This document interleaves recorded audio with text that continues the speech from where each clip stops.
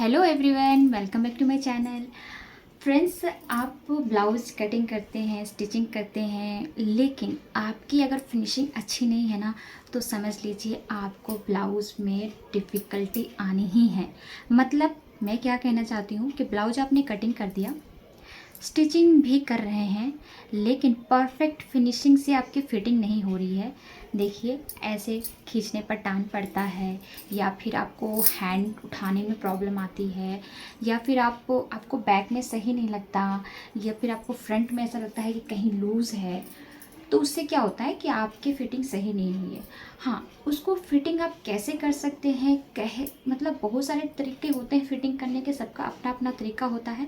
तो मैं आपके साथ अपना जो एक्सपीरियंस है वो शेयर कर रही हूँ। तो उम्मीद करती हूँ कि आप इस वीडियो को फुल वॉच करेंगे फ्रेंड्स। और हाँ, इस वीडियो में मैं आपको स्लिप भी परफेक्ट तरीके से अटैच करना बताऊंगी, गहराई देना और कैसे उसे अटैच करेंगे, साथ में फिटिंग कैसे करेंगे। ऐसी फिटिंग से आपकी कहीं भी जो डाउट होती है ना, क्लियर हो जाएगी कि हाँ, हमारी फिटिंग कहाँ से कैसी होनी चाहिए, दोनों साइड से कितना स्पेस छोड़ना होता है। और साथ में एक मेरी फ्रेंड ने मुझे कमेंट में पूछा था कि आप इंटरलॉक नहीं करते हो तो क्या कपड़े को ऐसे ही छोड़ देते हो, धागा नहीं निकलता। तो ये इस वीडियो में भी आपका जो है डाउट क्लियर हो जाएगा। तो फ्रेंड्स, वीडियो को लास्ट तक देखिएगा। अगर फिर भी आपको कहीं डाउट लगता है तो आप मुझे ज़रूर कमेंट करिएगा, और इंस्टाग्राम पर भी आप मुझे फॉलो करके अपना जो है कमेंट मैसेज कर सकते हैं, कोई ब्लाउज के लिए, कोई भी वीडियो के लिए। ओके फ्रेंड्स, तो उम्मीद करती हूँ कि आप इस वीडियो को लास्ट तक ज़रूर देखेंगे। तो चलिए वीडियो शुरू करते हैं। तो आप देख सकते हैं ये ब्लाउज़ जिसकी फ़िटिंग परफेक्ट आई थी, और जिनका ये ब्लाउज़ था उनको तो बहुत ज़्यादा इसकी फ़िटिंग अच्छी लगी थी। ये है डबल कटोरी ब्लाउज़, ठीक है। तो चलिए अब इसकी ना फ़िटिंग करना, साथ में मैं इसकी स्लीव अटैच करना बताऊंगी। ये बैक वाला डिज़ाइन मैंने पिछली वीडियो में शेयर किया हुआ है, लॉन्ग वीडियो में भी, शॉर्ट में भी, कि कैसे इसको लेस वर्क करेंगे। तो सबसे पहले यहाँ पर मैं आपको दिखा दूँ कि ये फ्रंट पार्ट है और ये है बैक पार्ट। तो हम पहले इन दोनों का तीरा जॉइंट करेंगे। तो यहाँ पर मैंने एक पार्ट का कुछ इस तरह से तीरा को जॉइंट कर लिया। तीरा यानी कि मैं कंधे को बोल रही हूँ। फिर दूसरे को भी जॉइंट कर लेंगे, और इस पर ना हम डबल सिलाई लगाते होते हैं ताकि सिलाई ना एकदम पक्की रहे, ठीक है। तो आपको अच्छे से इसको सिलाई लगा के स्टिच कर लेना है। और देखिए, मैंने फ्रंट पार्ट से ना थोड़ा सा कपड़ा एक्स्ट्रा छोड़ा है, ताकि मैं इसको ना फोल्ड करके इसको फिनिशिंग दे दूँगी, हेम करूँगी तब। तो अब स्लीव लगाने से पहले हम इसको इस तरह से रखेंगे, और कंधे पर थोड़ा सा एक्स्ट्रा बैक वाला जा रहा था तो उसको हम काट कर हटा देंगे। लेकिन आर्म होल जो गोलाई है वहाँ तक नहीं कट करेंगे, सिर्फ ऊपर से हल्का सा कट करेंगे। और ये जो मैंने एक्स्ट्रा कपड़ा इस तरह से रखा है ना, इसको इस तरह से फोल्ड करके इसको हम फिनिशिंग दे देंगे, इससे लुक इसका अच्छा आएगा, ठीक है। दूसरे साइड भी इसी तरह से कर लेंगे। अब आ जाते हैं स्लीव ज्वाइन करने से पहले हमें क्या करना है। तो अगर आपने पहले ही स्लीव को गहराई दे रखा है तो ठीक है, लेकिन अगर आपने गहराई नहीं दी है तो पहले आप इसको गहराई देंगे। तो देखिए, इस तरह से पहले आपको सेट करके रखना है अपना ब्लाउज का पार्ट अच्छे से। इस तरह से हम इसका सेंटर पार्ट निकालेंगे कुछ इस तरह से, ठीक है। इसका ये बैक का सेंटर पार्ट होगा, और यहाँ पर एक निशान लगा देंगे सेंटर पार्ट को। और फ्रंट का तो आपको पता ही है सेंटर पार्ट कौन सा होता है, हुक वाला होता है। तो ये सेंटर पार्ट को हम इस जो बैक वाला सेंटर पार्ट है उससे अच्छे से मिला देंगे। मिलाने के बाद यहाँ पर आपको एक पिन लगा लेना है, या फिर आप चाहें तो हाथ से इसको कच्चा कर लीजिए। तो मैं यहाँ पर पिन लगा दे रही हूँ। अब आपको इस तरह से नापना, देखिए दोनों साइड से ना फ्रंट पार्ट का एक्स्ट्रा कपड़ा जा रहा है, देख सकते हैं ना, दोनों साइड से ये जो जा रहा है ना एक्स्ट्रा कपड़ा, उसको हमें छांट कर हटाना है।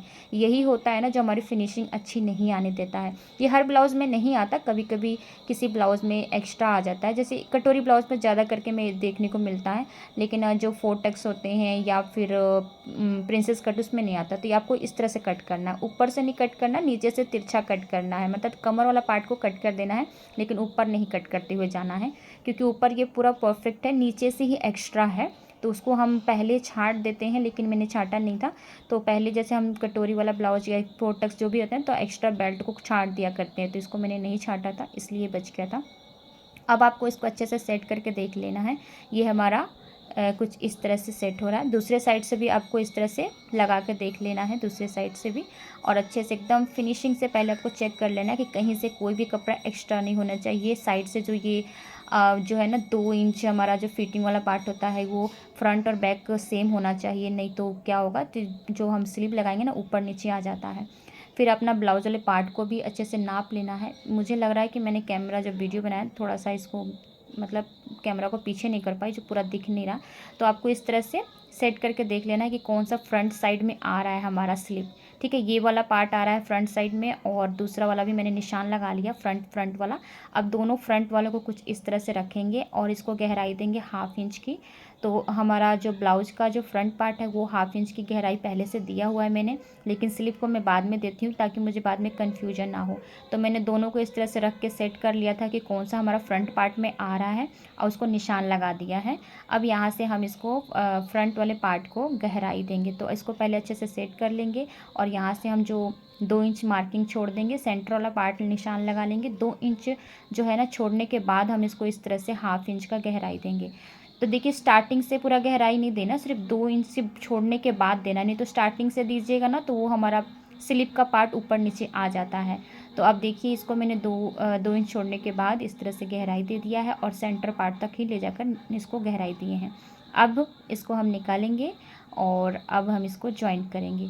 तो फ्रेंड्स इधर से थोड़ा सा ये है ना जो एक पार्ट बड़ा हो रहा था तो उसको भी आपको छांट के देख लेना है, कोई भी इधर उधर इशू ना हो।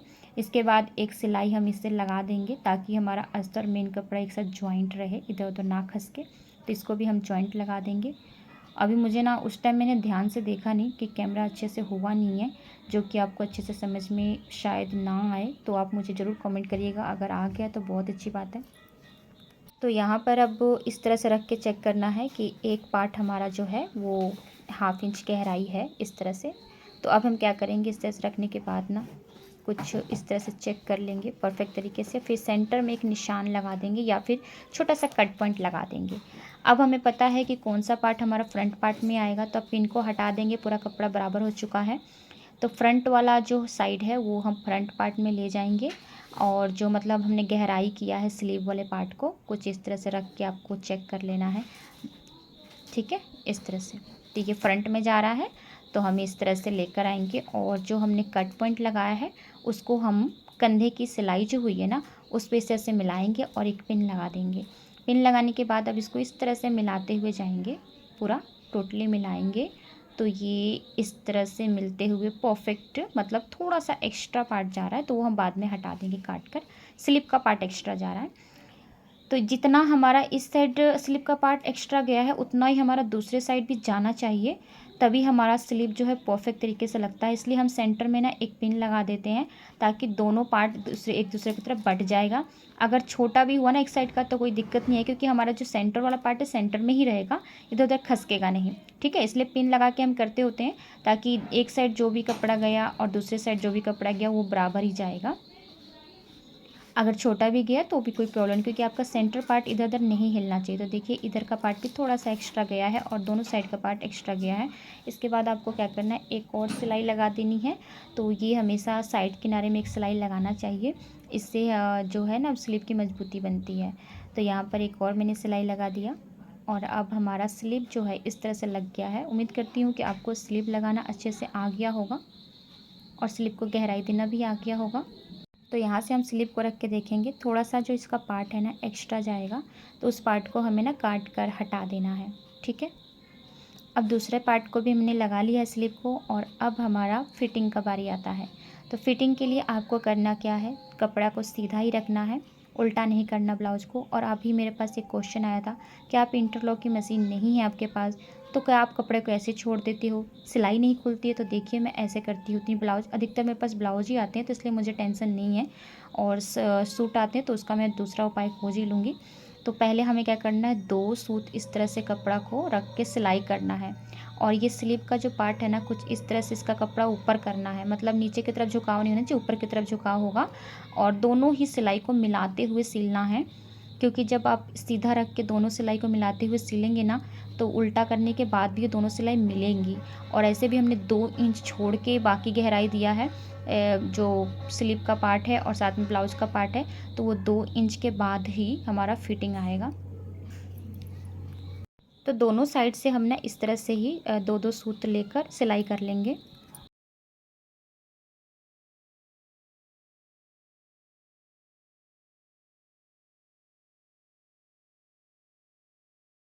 तो देखा आपने, इसको सिलाई करने के बाद हम इसको अब पलटेंगे। पलटने के बाद आप देख सकते हैं इंटरलॉक की ज़रूरत नहीं है फ़िलहाल। अगर भविष्य में मेरे पास बहुत ज़्यादा काम आया तो मैं ज़रूर इंटरलॉक की मशीन लूँगी। तो अगर काम ऐसे चल जा रहा है तो अभी तो मुझे ज़रूरत नहीं है। अब देखिए मैंने इसको पलट दिया, कहीं से आपका कपड़ा नहीं निकलेगा, अच्छे से सेट हो चुका है, फिनिशिंग भी बहुत अच्छी आती है।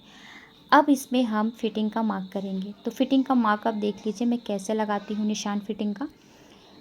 तो ब्लाउज़ रख के भी मैं निशान लगा लेती हूँ। अगर किसी का ब्लाउज़ नहीं है बॉडी से नापा हुआ है तो हम इंची टेप से ही निशान लगाएंगे। तो ये देखिए इस तरह से आपको ना स्टार्टिंग से यहाँ से सिलाई जहाँ से हमने किया है वहाँ से पूरा इसको नापते हुए आना है, कुछ इस तरह से अच्छे से सेट करते हुए आराम से नापेंगे। ये आ रहा है 21 और हमें चाहिए ना 18 मतलब 36 इंच चाहिए। तो हम क्या करेंगे 18 पे ना इसको निशान लगा देंगे और उसके बाद जो 21 आया है ना 21 को जो एक्स्ट्रा बच गया है 18 के बाद उसको इस तरह से नाप लेंगे। 3 इंच एक्स्ट्रा है ना उसको हाफ कर देंगे, 1.5 इंच पे इधर निशान लगा देंगे और इसी टेप जो हमने फोल्ड किया है ना हाफ किया है इसको इधर लेके जाएंगे और यहाँ से भी हम इसको 1.5 इंच पे निशान लगा देंगे। तो ये हो गया चेस्ट का निशान। अब कमर पे आ जाते हैं। तो कमर को भी हम इसी तरह से फुल पहले नापेंगे, यहाँ से पूरा स्टार्ट करते हुए अच्छे से इंची टेप को रखते हुए नापेंगे। तो हमें ना ये चाहिए 30 इंच, तो ये 15 होता है उसका आधा। इसके बाद जो कपड़ा बच जाएगा उसको हाफ करेंगे इस तरह से। हाफ करने के बाद यहाँ भी निशान लगा देंगे और ये जो हमने हाफ किया है ना इसी को हम दूसरे साइड भी ले जाके निशान लगा देंगे। तो ये देखा ना आपने कितना ईजी है चेस्ट और कमर का निशान लगाना। अब ये हो गई चेस्ट और कमर का। अब आ जाते हैं स्लिप पर। तो स्लिप तो आपको पता ही है जितना राउंड होता है उसका हाफ नापना होता है। तो इनका आ रहा है 12, उसका हाफ 6 होगा। अब ये तीनों पॉइंट को कुछ इस तरह से हमें मिला देना है। मिलाने के बाद अब हमें सिलाई लगा देनी है। अब इस पे एक सिलाई लगाएंगे, साथ में आप 2 एक्स्ट्रा सिलाई लगा दीजिए या 3 एक्स्ट्रा सिलाई लगा दीजिए, 2-2 सूट छोड़कर, वो आपके ऊपर है। तो एक साइड मैंने निशान लगा दिया, सेम इसी तरह से दूसरे साइड भी निशान लगा दूंगी। उम्मीद करती हूँ कि आपको ये फिटिंग का मार्क जो निशान मैं लगा रही हूँ वो भी आपको समझ आया हो। ठीक है, तो अब इसकी हम सिलाई कर लेंगे। सिलाई करते हुए सिर्फ आपको ये चीज़ का ध्यान रखना है, जो स्लीव का जो जॉइंट हमने स्लीव को जॉइंट किया है ना उसका जो दोनों सिलाई का पार्ट है ना कुछ इस तरह से ऊपर की तरफ झुकाव होना चाहिए और आराम से इसको सिल लेंगे पूरा अच्छे से फिट करके। इसके बाद आप इस पर 2-3 एक्स्ट्रा सिलाई लगा सकते हैं अगर आपके कस्टमर बोलते हैं, या फिर आप ऐसे भी लगा दें क्योंकि बाई चांस कस्टमर को जो लूज करना होता है या फिर कुछ भी तो अपना वो कर सकते हैं। तो ये देखिए हमारी ब्लाउज़ जो है परफेक्ट फिनिशिंग से इसकी स्लीव भी लग चुकी है और फिटिंग भी हो चुकी है। आई होप कि फ्रेंड्स आपको ये वीडियो पसंद आई होगी। फ्रेंड्स ये छोटी सी टिप्स मैं आपके साथ शेयर की हूँ। अगर आपको और भी किसी टाइप की वीडियोस की टिप्स चाहिए तो आप मुझे ज़रूर कमेंट करिएगा। Okay, bye bye.